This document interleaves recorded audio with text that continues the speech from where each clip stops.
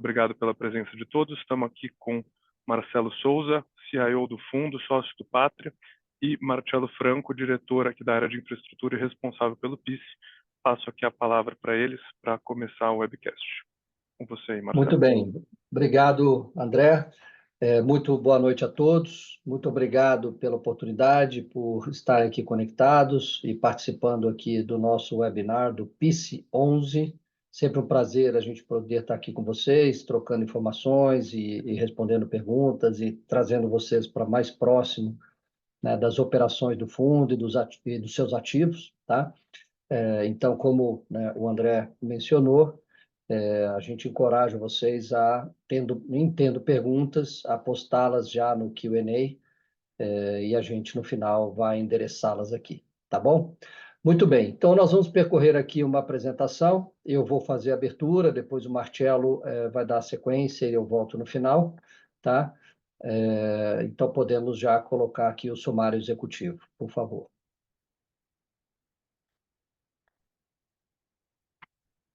Muito bem. Bom, então muito importante lembrar vocês, né? Esse fundo já distribuiu R$ 25,8 por cota, tá? Ou seja, foram 196 milhões de reais distribuídos para os investidores desde o início do fundo, lá em 2021. Obviamente, no último trimestre, nós tivemos um webinar bastante profundo com todos vocês, né? Trazendo aqui toda a situação operacional dos parques, explicamos, né, as novas certificações e, portanto, a geração de energia dos parques abaixo do esperado. No entanto, existe uma expectativa importante de melhora nesta geração ao longo dos próximos meses e anos, e, portanto, a gente está aqui, obviamente, apresentando para vocês todos os cenários que a gente vê daqui para frente, tá? Muito bem, o fundo ele está todo alocado, como você se lembra, numa estrutura de debêntures, e essa é a parte mais importante que a gente vem falando com vocês, né? Ou seja, o fundo investiu numa estrutura de dívida, né? São debêntures mezanino. Financiamos os projetos eólicos aqui do Grupo Care, nós vamos dar mais detalhes, lembrando que essa estrutura possui mecanismos contratuais super fortes, né, que protegem o retorno deste investimento no longo prazo, né? A geração de curto prazo inferior, ela afeta a nossa capacidade no curto prazo de pagar dividendos, mas no médio e longo prazo, como uma estrutura de dívida que vai sendo capitalizada, nós temos aqui vários instrumentos que deverão garantir que a dívida será totalmente repaga e que o retorno dos investidores será protegido aqui, conforme inicialmente prometido. Né? Nós, no último webinar, anunciamos, né, os dividendos, né, passam, então, a ser semestrais, daremos mais informações sobre isso, e nessa dinâmica a gente espera que, ao longo dos próximos 4 anos, pagar em média, né, de R$ 4,5 a R$ 7 por cota. Vocês vão ver que tem uma concentração maior aqui em 2027, por conta destes mecanismos, mas essa é a expectativa, e a gente vai dar também mais detalhes sobre esse aspecto. Como vários dos senhores e das senhoras sabem, o valor da cota de mercado do PIS 11, até por conta da baixa liquidez e eventual necessidade de desinvestimento de alguns dos investidores, caiu bastante, né? Por outro lado, já explicamos também, né, que a gente não acredita hoje que a cota de mercado reflita, né, o valor intrínseco, né, destes papéis, que são, sim, refletidos na cota patrimonial, tá? Mas, ainda assim, dentro dessa expectativa e assumindo aqui o preço de mercado atual, existe um desconto importante, né, nessa cota, vis-à-vis a patrimonial, 67% de desconto, e, portanto, uma TIR implícita, assumindo todo o fluxo da dívida de 17,3% acima da inflação. Uma TIR esperada de inflação mais 17%, portanto, significativamente acima das NTNBs e das debêntures de infra do mercado. Tá bom? Bom, com isso eu passo a palavra para o Marcelo, para ele dar sequência na apresentação. Obrigado, Marcelo. Obrigado a todos por estarem aqui conosco. A gente está vendo aqui que tem um número grande de participantes no nosso webinar. É sempre um prazer poder contar para vocês aqui das últimas atualizações do fundo, tá? Acho que um pouco como o Marcelo mencionou, né, a gente fez uma atualização bastante profunda no nosso último webinar. Para esse agora, a gente tem algumas atualizações adicionais, mas talvez não tão profundas e não tem tanta novidade que a gente talvez já não tenha mencionado antes. A gente está agora talvez refinando um pouco mais e trazendo alguns detalhes adicionais vis-à-vis a discussão que a gente teve no último trimestre, né? Então, acho que eu vou começar aqui só relembrando para os nossos investidores um pouquinho sobre a estrutura dos projetos e sobre a estrutura das debêntures, e na sequência a gente fala um pouco do que foi a performance dos ativos nos últimos meses, tá? Então, nessa página aqui, acho que vale só destacar o que é a estrutura dos projetos, né? Então, são 3 parques eólicos que já estão 100% operacionais, né? O Parque de Serrote e o Parque de Serra do Mato, esses dois localizados no Ceará, e o Parque de Afonso Bezerra, que fica localizado no Rio Grande do Norte, né? Do contexto do investimento nesses parques, a gente tem três grandes interlocutores importantes aqui nessa estrutura, né? Então, o acionista controlador que detém 100% dos parques hoje é a Quer Brasil, tá? Então, eles são os detentores da participação acionária desses projetos.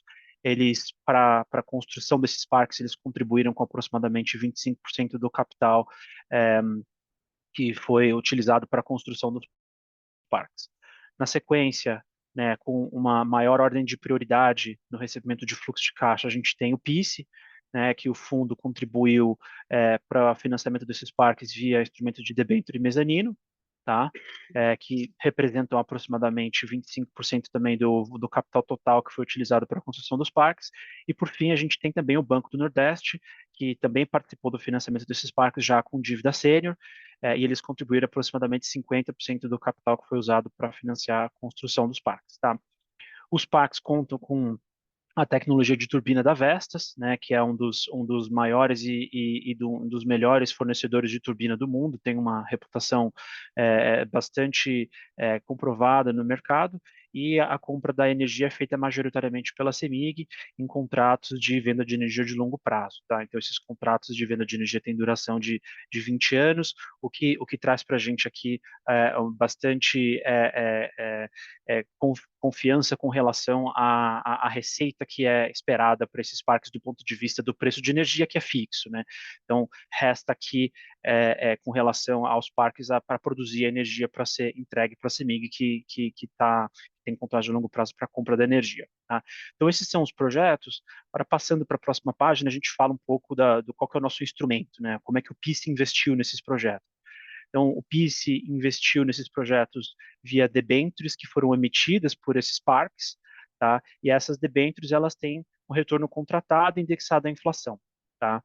É, essas debêntures são debêntures com duração de 20 anos, então elas foram todas emitidas em 2021, o vencimento delas em 2041, cada uma no mês respectivo, mas todas no ano de 2041, e o retorno bruto dessas debêntures é de IPCA mais 7,5.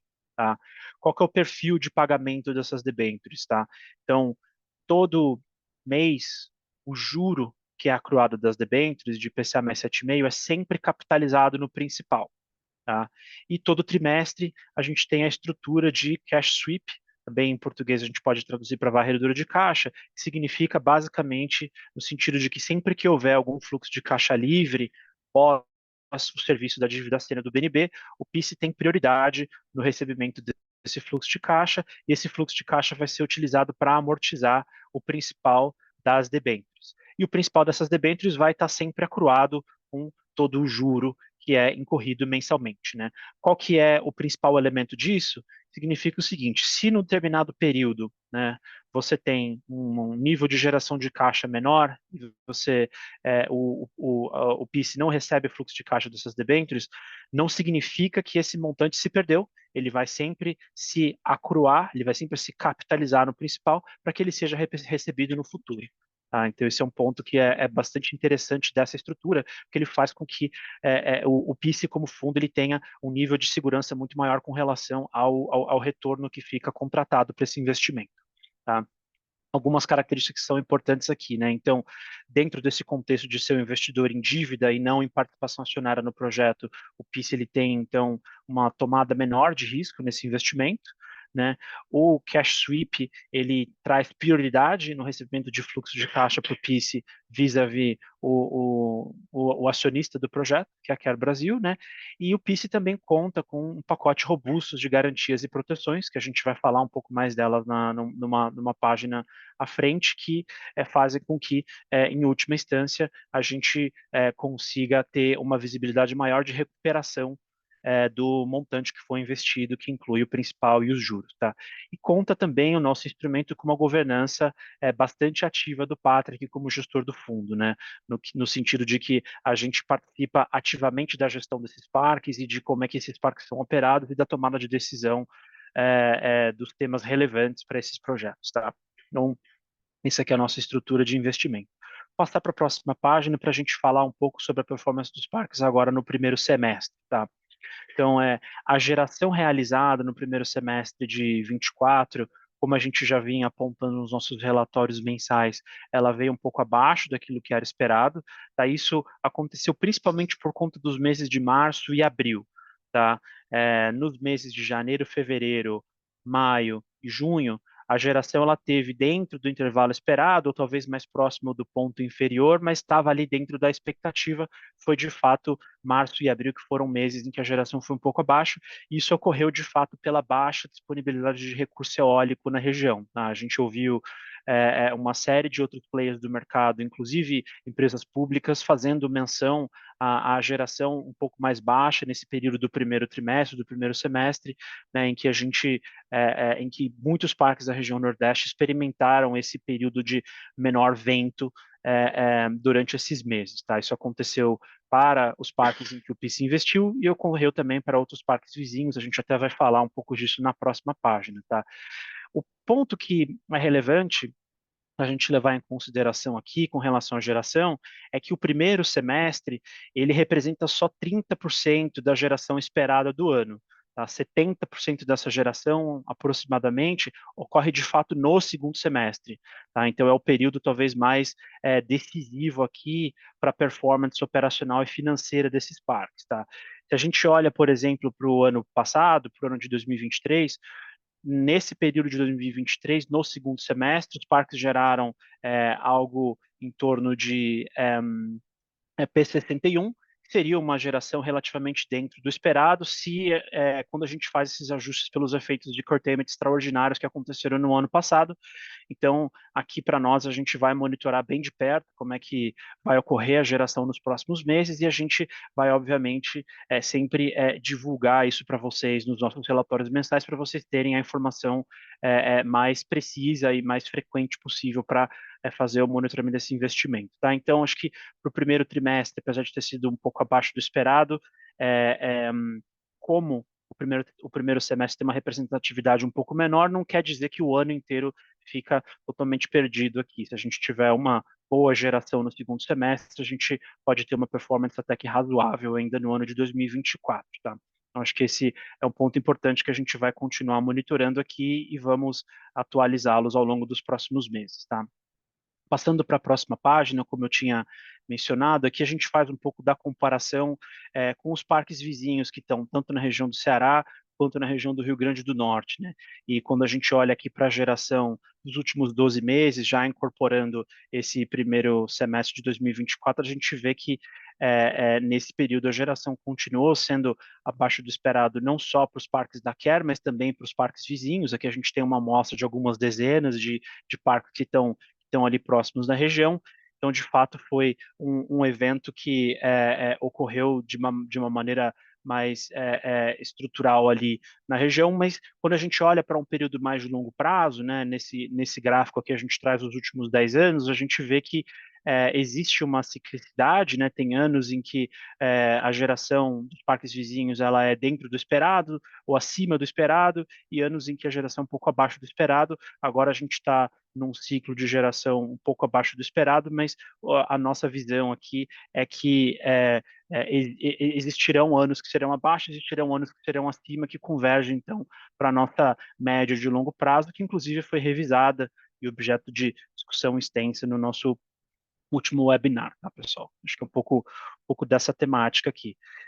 Passando para a próxima página, a gente queria aproveitar e falar um pouco dos mecanismos contratuais de proteção que os instrumentos que o PIS carrega têm, que trazem um conforto, pelo menos para nós aqui do time de gestão, de que esse efeito, mesmo que temporário de geração mais baixa, não necessariamente vai implicar em um impacto substancial de perda de retorno para os nossos investidores, né? Pelo fato de que o pacote de debêntures, as debêntures que o PIS carrega, conta com um pacote robusto de garantias, né? No sentido de que o PIS tem a alienação fiduciária das ações dos projetos, dos direitos creditórios, tem obrigação solidária com a Quer Brasil, que é acionista dos projetos, a gente tem garantia cruzada entre alguns ativos e a gente tem também uma opção de venda com a Quer Brasil, né? Então, quando a gente junta esse pacote todo de garantia, a gente consegue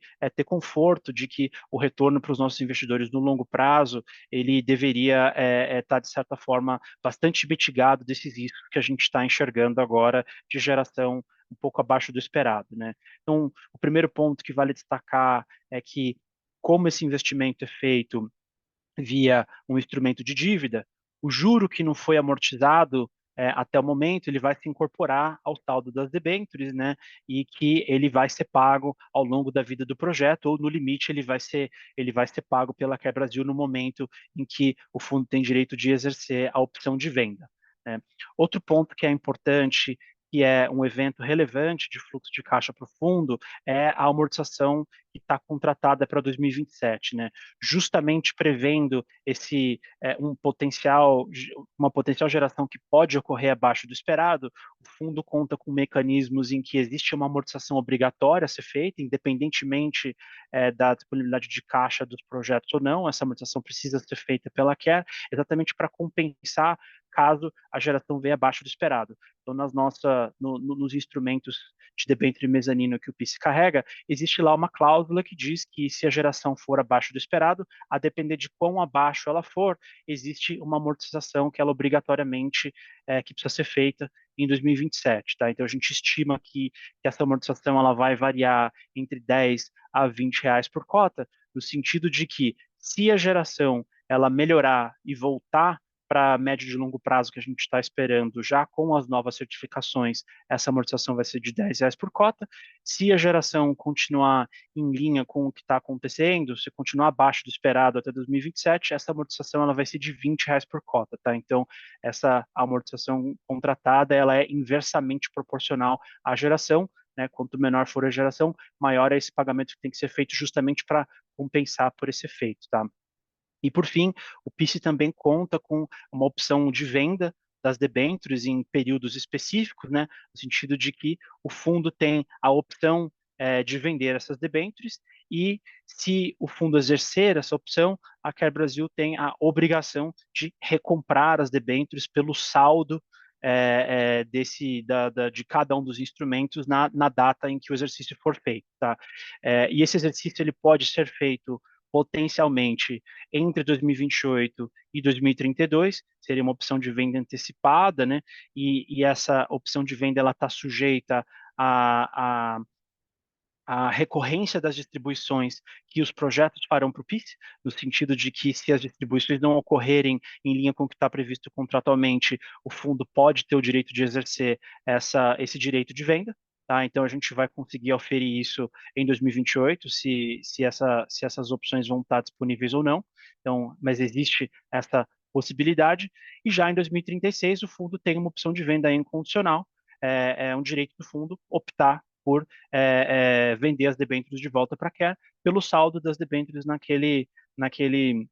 naquela data, tá? Então isso faz com que a gente tenha aqui eventos potenciais de fluxo de caixa super interessantes para o fundo, em que a gente vai tentar quantificar um pouco mais para vocês na próxima página, para tentar demonstrar o que a gente espera para o fundo no longo prazo, tá?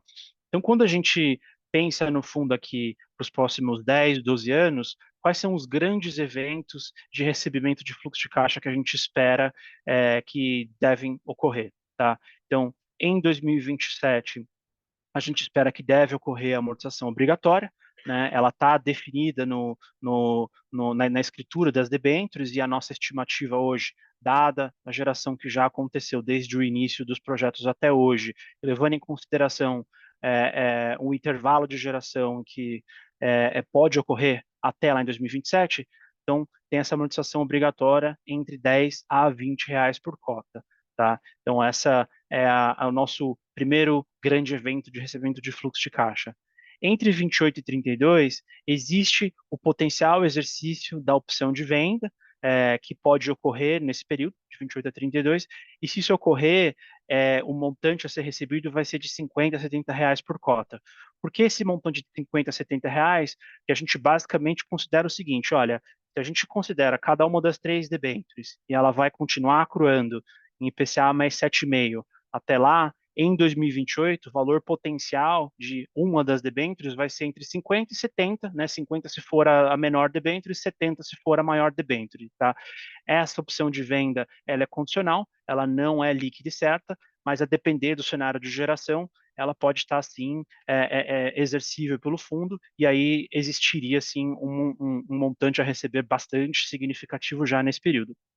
E, por fim, em 2036, existe a opção de venda final, e que o fundo tem direito de fazer a venda das debêntures de volta para Care pelo saldo, e que, nesse caso, se houvesse o exercício de uma put para apenas um dos projetos em 28 e houvesse o exercício das puts finais em 2036, essa opção de venda ela deve ser de pelo menos 100 reais por cota. Tá?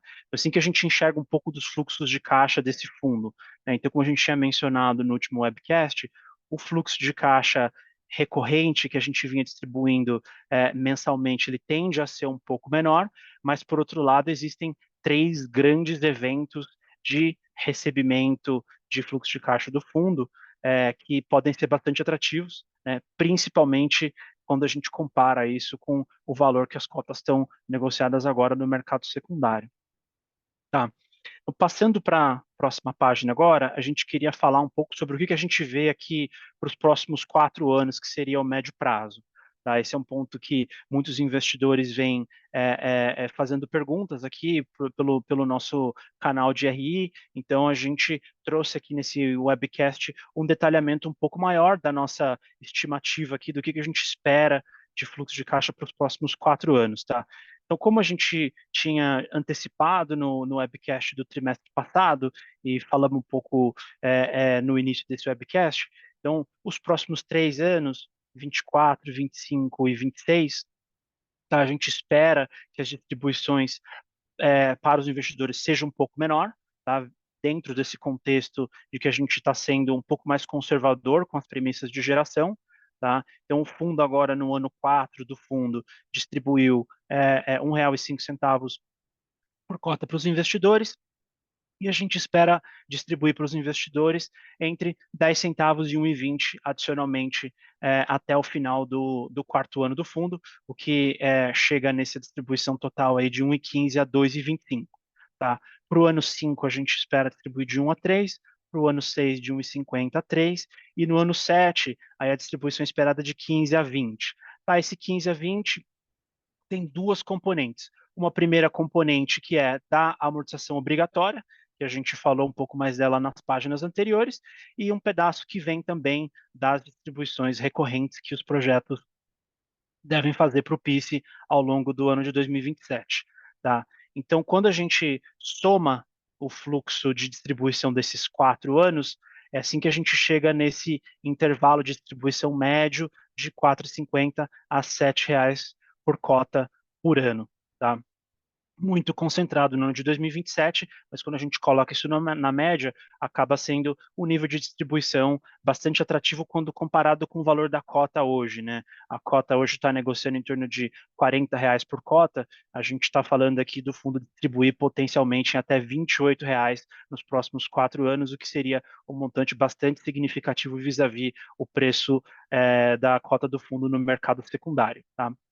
Um ponto importante também que a gente já viu aqui que alguns participantes fizeram de pergunta no Q&A, que seria a frequência das distribuições, tá?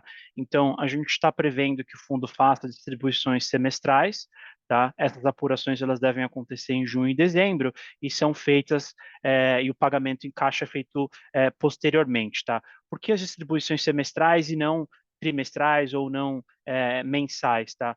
É porque a gente enxerga que os principais eventos de recebimento de fluxo de caixa do fundo sendo mais conservador com as premissas de geração de caixa, de geração de energia do projeto, deve acontecer basicamente 2 vezes por ano, e assim que o fundo receber do projeto, o fundo vai distribuir para os cotistas tudo de uma vez, tá?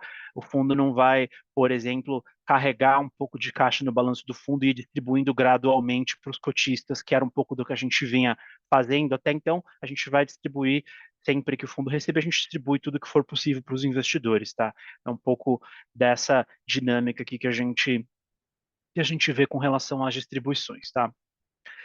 Passando agora um pouco para a próxima página, a gente queria falar um pouco da nossa análise de sensibilidade de retorno, né? Principalmente comparado com tanto o preço de negociação das cotas mais recente no mercado secundário, quanto para os investidores que entraram no início do fundo, né? Então, para os investidores atuais que potencialmente investirem ao preço de agora, então no fechamento de junho estava em R$ 38,10, a tira implícita para esse investimento seria de IPCA mais 16,5%, 17%. Realmente uma tira bastante atrativa, mesmo que a gente assumisse que houvesse uma valorização grande do valor das cotas, ainda o fundo estaria negociando a uma tira implícita bastante atrativa, dado que o fundo está negociando hoje com um desconto bastante substancial vis-à-vis o saldo das debêntures e o montante de fluxo de caixa que o fundo tem para receber. Tá? Para os investidores que entraram no início do fundo, que entraram no IPO do fundo, a gente não vê uma mudança no retorno líquido das debêntures e para esses investidores, né? Dado que, como eles entraram lá no início, já com esse retorno que estava contratado, a gente enxerga aqui que o retorno para esses investidores ele não se altera materialmente, tá? E nesse cenário que a gente já está considerando as últimas certificações de geração, e a gente tem sido um pouco mais conservador com as nossas análises, tá? Então, acho que é um pouco dessa nossa perspectiva aqui de análise de sensibilidade, acho que atualizando um pouco a mesma tabela que a gente mostrou no webcast, que a gente tenta mostrar nos nossos relatórios mensais, tá? Passando para a próxima página, quando a gente olha para esse retorno implícito vis-à-vis o valor da cota no mercado secundário, a gente está vendo agora um prêmio assim, cada vez maior contra os benchmarks de referência, né? Mesmo com a abertura recente das taxas de juros, né, principalmente da NTNB, que aconteceu nos últimos meses, né, a gente vê ainda um prêmio bastante significativo que o PICE hoje está negociando no mercado secundário vis-à-vis esses instrumentos, né? Então, contra a NTNB líquida de impostos, por exemplo, tem um prêmio de mais de 12%, né, enquanto a NTNB líquida está rendendo IPCA mais 4,9%, ajustada por imposto, o PICE está rendendo agora IPCA mais 17 nesse preço de R$ 38 que a gente usou como referência para fazer essa análise. Isso vale também contra as debêntures de infraestrutura, ou os fundos de debêntures de infraestrutura, ou mesmo os demais FIPs de infraestrutura focados no setor de energia. Tá? Então, contra todos os benchmarks, o PICE hoje está negociando um desconto bastante significativo, o que implica em um retorno potencial bastante interessante para os investidores que têm um viés de investimento um pouco mais focado em ganho de capital e talvez um pouco menos em renda recorrente, né? Eu acho que esse é um ponto interessante. Para os investidores que têm uma visão um pouco mais de longo prazo e que e que entendem a dinâmica desse instrumento, aqui tem uma oportunidade super interessante para alocar capital a um retorno que está bastante atrativo, né? Pensando nesses grandes eventos de fluxo de caixa que o fundo deve experimentar ao longo dos próximos 10, 12 anos, tá? Eu acho que as principais mensagens que eu tinha para passar eram essas. Eu acho que eu vou devolver aqui então para você, Marcelo, para você fazer algumas considerações finais, e aí a gente pega as perguntas aqui dos nossos investidores. Tá ótimo. Maravilha. Bom, podemos colocar aqui no último slide, na verdade, eu já aproveito, né, eu até agradeço, temos várias perguntas aqui, né? Então, vamos tentar ser eficiente. Acho que a gente tem um bom tempo aqui ainda, né? Mas, lembrando para vocês aqui, né, que, obviamente, a gente teve, né, identificou uma geração dos parques menor do que era esperado anteriormente, isso validado por certificações pós-construtivas, que foram, né, menores do que as pré-construtivas, mas ainda assim, primeiro, os ativos eles servem à dívida sênior do BNB. Eu vi uma pergunta sobre isso aqui, tá? Os ativos estão servindo à dívida do BNB. E lembrando que o que a gente tem lá é uma estrutura de cash sweep, né? O que sobrar de capital vai ser, que for possível de subir de dividendo dos projetos para cima, é que vai sendo distribuído para o nosso fundo. E na medida que não é distribuído, seja porque não teve lucro, não teve caixa suficiente para pagar naquele momento, isso vai capitalizando, a nossa dívida vai aumentando para ser recebida no futuro, e obviamente, à medida que o tempo passa, as receitas são corrigidas por inflação, tem uma série de coisas que acontecem para cima e para baixo, mas a dívida sênior vai sendo servida e, portanto, ao longo do tempo, a gente espera ter mais fluxo de caixa. Para além disso, é que nós temos os mecanismos de proteção. Lembrando, é uma dívida, com todos os elementos que nós já demos aqui, e os mecanismos de proteção. E aí surgem perguntas, que eu vou tentar aqui, eu vi que tem algumas, perguntando sobre, pedindo um pouco mais de informação sobre a nossa segurança sobre esses mecanismos de proteção, ponto 1, e ponto 2, sobre a CARE, né? Sobre a CARE no Brasil e no mundo, né? Então, eu começo falando sobre a Care, depois o Marcelo me complementa. A Care é uma empresa bastante grande, um grupo francês, que tem investidores institucionais muito fortes por trás, inclusive. Eles têm, no mundo inteiro, mais de 1.000 megawatts em operação, mais de 600 funcionários, e o Brasil é um dos países onde eles têm a maior operação fora da França, né? No Brasil, eles têm alguns grandes projetos, já investiram aproximadamente 2 bilhões de reais no Brasil, então, portanto, tem no Brasil também ativos, balanço e operações relevantes, e que nos dá confiança de que é um player, sim, incrível, que tem acionistas fortes e que tem uma operação forte no Brasil, o que permite que, no nosso caso, a gente tenha uma boa confiança no risco de crédito da Care, em ela honrar esses mecanismos de proteção. Mecanismos esses que, lembrando, que se os projetos não subirem fluxos para o fundo no montante adequado, significa que, em vários daqueles momentos, a Care precisa pagar o fundo, né? Não, se os projetos não pagam, a Care paga, ou se a Care não paga, por qualquer razão, e aí tem perguntas sobre isso aqui também, o que a gente faz, a gente tem uma opção de vender de volta para a Care individualmente cada uma das debêntures, né, no meio do caminho de cada um dos ativos, ali a partir de 2028, e lá no final da vida da debênture, também, né, um pouco antes, na verdade, 2036, da mesma forma. Lembrando que sempre a obrigação de pagamento é nessa ordem. Primeiro, fluxo dos projetos, depois, a garantia que a própria Care tem que fazer se o fluxo não vier, ela tem que honrar, e se nada disso funcionar, nós então podemos tomar os projetos e, portanto, ficar com os projetos para o fundo e aí sim ter esses ativos no fundo. Tá? Então, com isso, eu acredito que a gente possa ter respondido aqui algumas das perguntas que estão aqui colocadas. Marcelo, acho que, e Lacerda, acho que a gente pode ir seguindo aqui ou seja, observar as demais perguntas e responder, né? Obrigado, Marcelo. Obrigado, Marcelo. Sim, vamos para as perguntas aqui. Tem uma bem direta aqui que acho que a gente pode falar sobre a curva de geração que a gente mostrou no slide anterior, né, com as bandas de P50 e P90, perguntando se a gente estava considerando a certificação nova, né? E sim, já é a certificação nova, tanto ali naquela curva quanto no final na nossa análise de sensibilidade. Tá? Tem uma outra pergunta aqui, Marcelo, se você puder comentar um pouquinho de qual que é a diferença aqui do valor da cota patrimonial para a cota de mercado.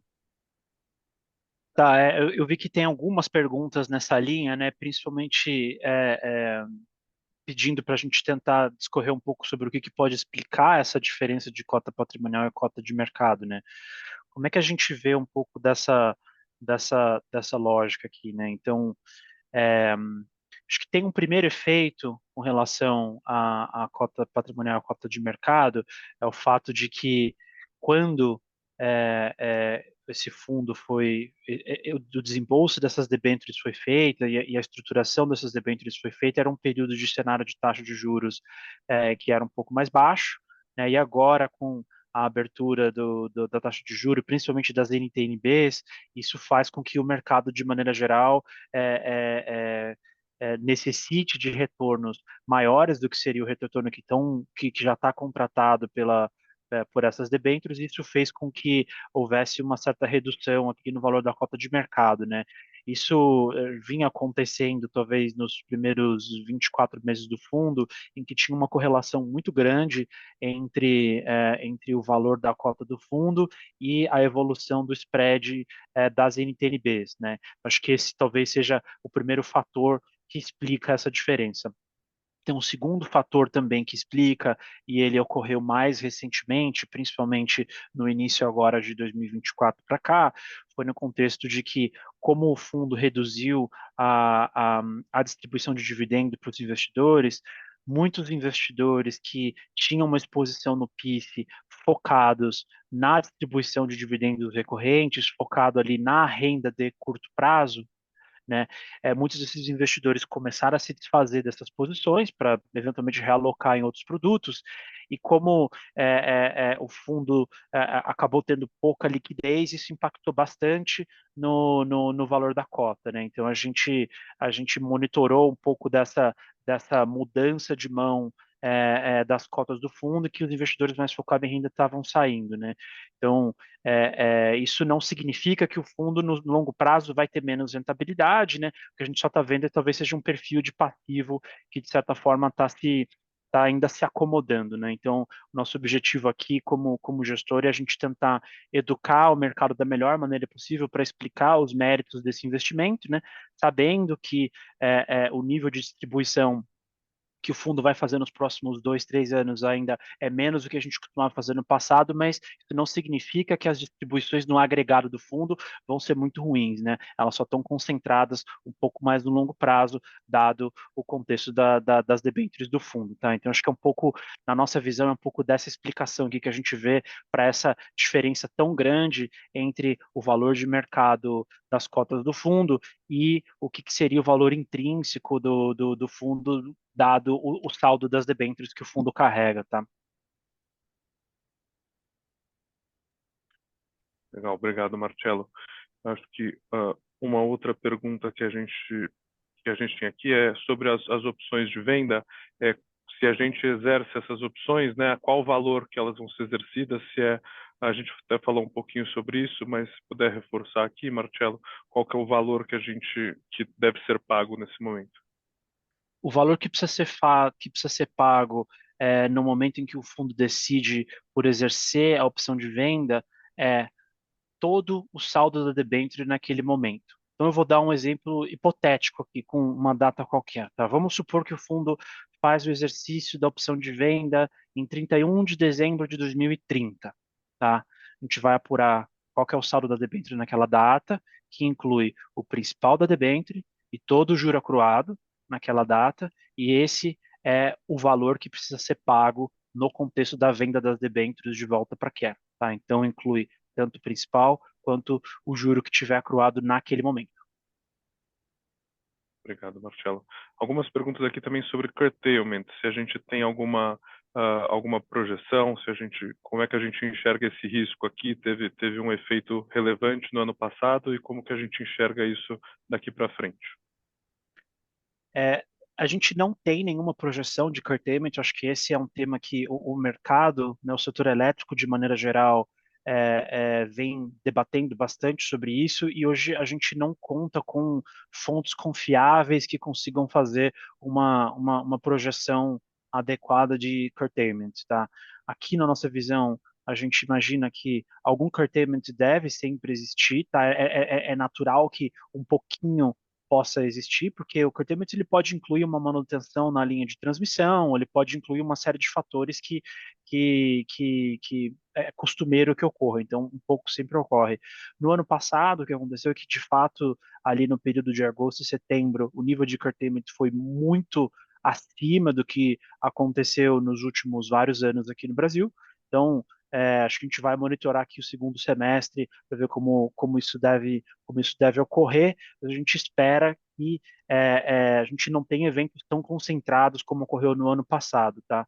Mas é claro que existem inúmeros fatores que podem impactar o efeito do curtailment. É um tema que fica um pouco fora do nosso controle aqui, mas a gente imagina que para o segundo semestre a gente deve ter um curtailment um pouco mais normalizado, ou pelo menos distribuído de maneira mais equitária ao longo dos meses, e que o efeito possivelmente não seja tão, tão agudo quanto foi nos meses de agosto e principalmente setembro do ano passado.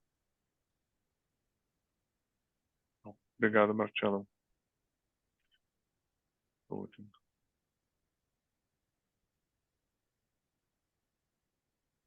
Uma outra pergunta aqui é o que acontece se, por um acaso, a quer não honrar com os pagamentos, né, no caso da amortização extraordinária ou no caso da PUT?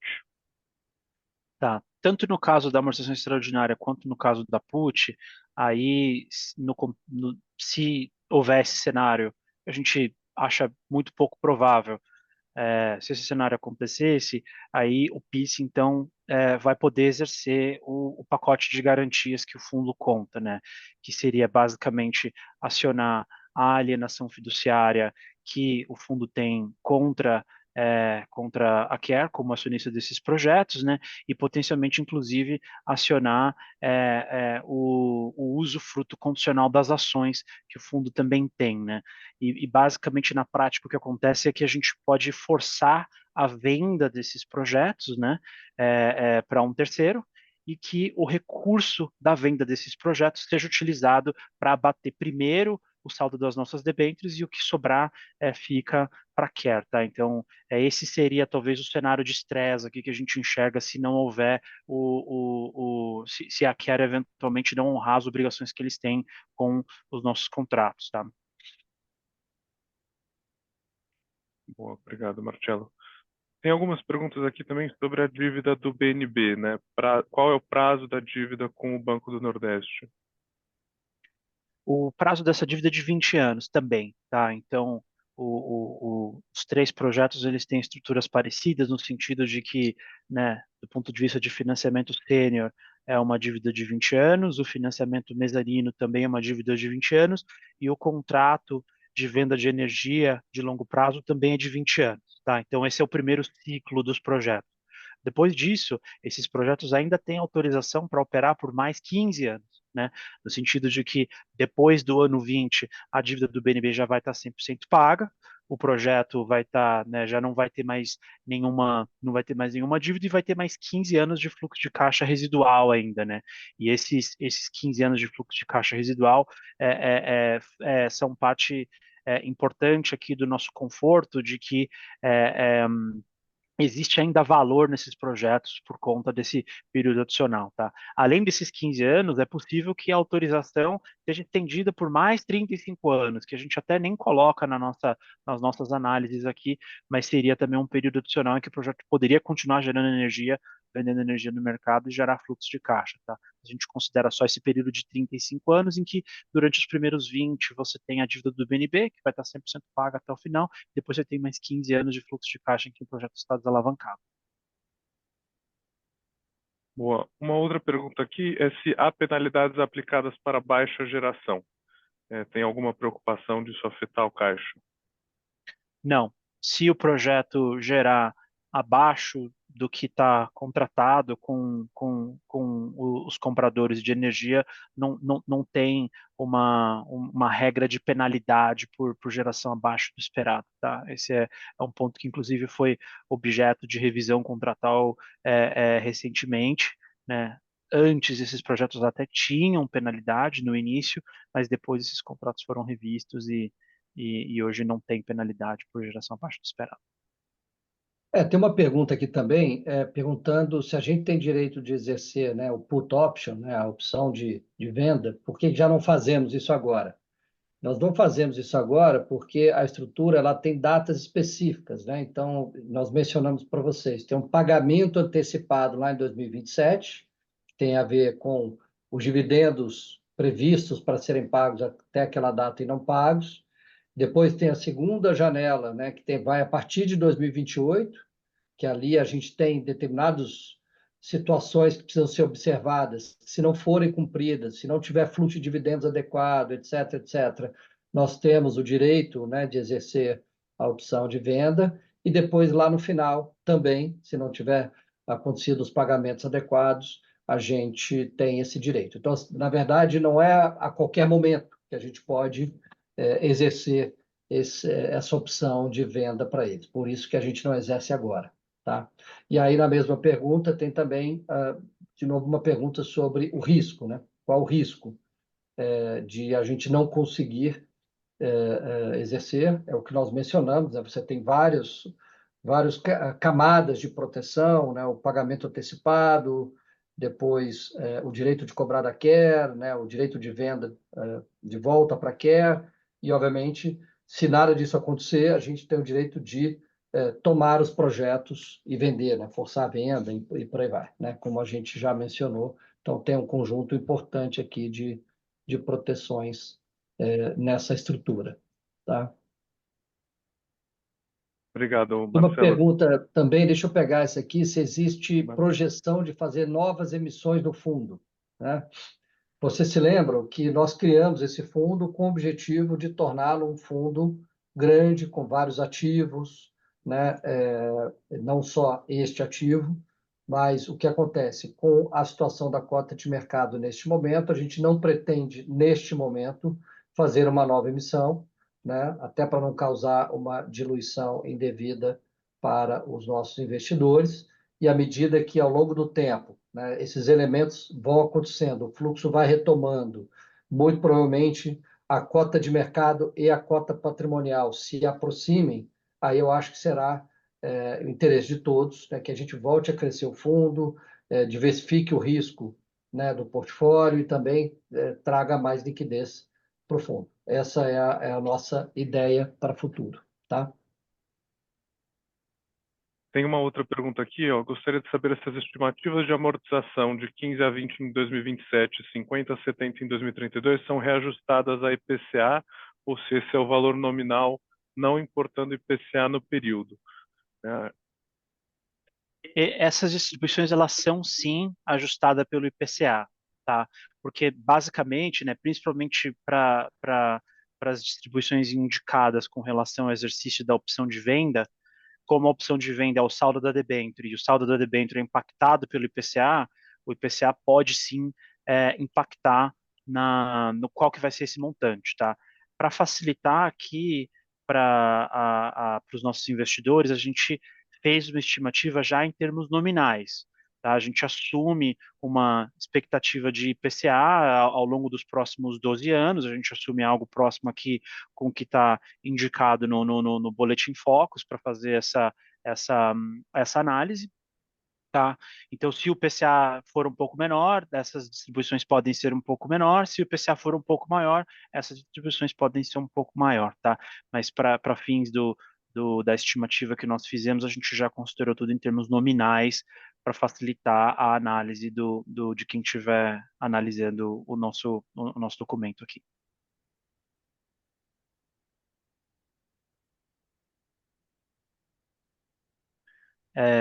Eu acho que tem uma dúvida aqui com relação à taxa de gestão.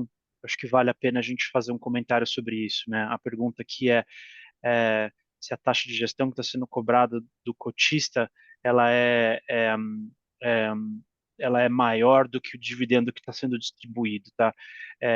O que a gente está fazendo aqui com taxa de gestão é o seguinte: o Pátria não está recebendo a parcela em caixa da taxa de gestão que o Pátria teria como gestor do fundo, dentro do estabelecido no regulamento, para a gente preservar o caixa para fazer distribuições para os investidores, tá? Então, desde o início do ano, o Pátria deixou de receber deixou de receber a taxa de gestão em caixa, tá? O que está sendo feito aqui, está sendo feito um provisionamento da taxa de gestão, e aí quando o fundo estiver recebendo mais fluxo de caixa dos projetos, essa taxa de gestão ela vai ser equilibrada em algum momento no futuro, mas por enquanto a prioridade do uso do caixa do fundo está sendo feita para distribuir para os investidores.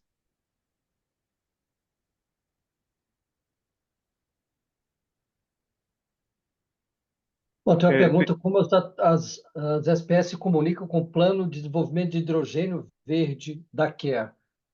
Não tem, né, ou seja, esse sistema aqui ele está circunscrito a esses ativos eólicos, né, nos quais nós investimos. Obviamente, a CARE tem atividades de investimentos adicionais a estes ativos no Brasil, o que, obviamente, mostra o compromisso da CARE com o país. Eles estão investindo em outras coisas, né, não só em hidrogênio verde, mas em usinas solares, etc., e, portanto, tornando a sua atividade e o seu balanço ainda mais robusto aqui no Brasil, tá?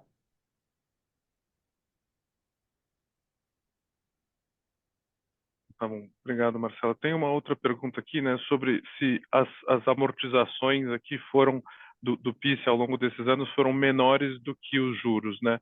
Acho que a gente até chegou a comentar isso em mais detalhes no webcast do trimestre anterior, no qual a gente mostra aqui que o comportamento do fundo é que os juros vão sendo acruados mesmo no patrimonial e os dividendos são um pouco menores do que os juros e vai subindo o valor patrimonial até que tem um momento com a desalavancagem do BNB e a gente tem um aumento aí das amortizações, né? E aí essa curva se inverte e começa a reduzir o valor patrimonial, tá? Isso que a gente falou no nosso último webcast, essa inversão deve acontecer em 3 ou 4, 5 anos aqui.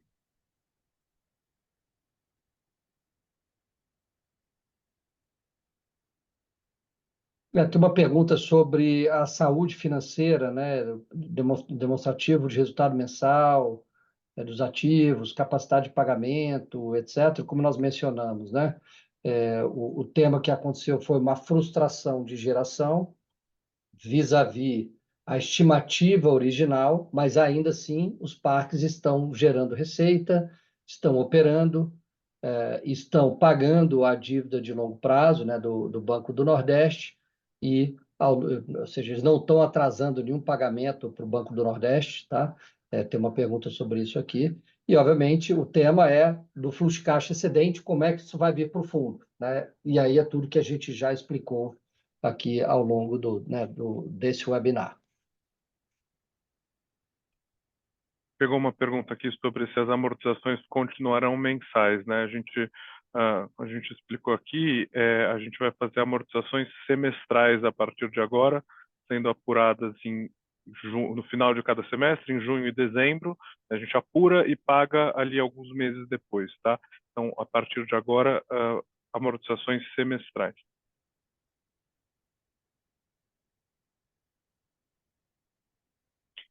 Bom, gente, tem algumas perguntas aqui, mas pelo tempo, acho que vou pedir aqui para o Marcelo fazer um encerramento e a gente endereça os demais por e-mail. Se vocês puderem, por favor, enviar ri.pice11@patria.com. Podem enviar aqui as perguntas para a gente tentou endereçar ao máximo aqui as perguntas, mas sempre acaba sobrando alguma coisa, a gente endereça aí por e-mail. Muito obrigado pela presença de todos. Obrigado, André. Realmente, pessoal, assim, obrigado mesmo, de verdade, aqui pelas contribuições, pela participação. A gente, obviamente, ainda ficaram perguntas aqui que não puderam ser respondidas, mas, de novo, vamos fazer isso pelos outros meios aqui, né, da nossa área de RI. A gente terá todo o prazer em responder as demais. Atingimos aqui o horário limite. É importante mencionar, né, nós estamos aqui enquanto gestores, fazendo todo o necessário, né, não só para comunicar para vocês tudo, né, tudo que tem acontecido com os ativos e com as distribuições, mas também para que vocês tenham aqui o conforto, né, de entender exatamente para onde esse fundo está indo ao longo dos próximos anos, né? Essa frustração já mencionada em todos os momentos aqui para vocês de dividendos e de fluxo para o fundo, ela acontece no curto prazo, por conta da estrutura do projeto hoje, o pagamento da dívida do BNB e etc., né? Mas, ao longo do tempo, nossa previsão, com tudo que nós temos hoje aqui de informação, dos projetos, da Care, etc., é que os investidores terão o retorno contratado e o capital devolvido de acordo com aquele fluxo que a gente apresentou para vocês. O grande mérito foi ter montado uma estrutura bastante protegida, como já explicamos aqui para vocês, fosse investimento em equity puro, né?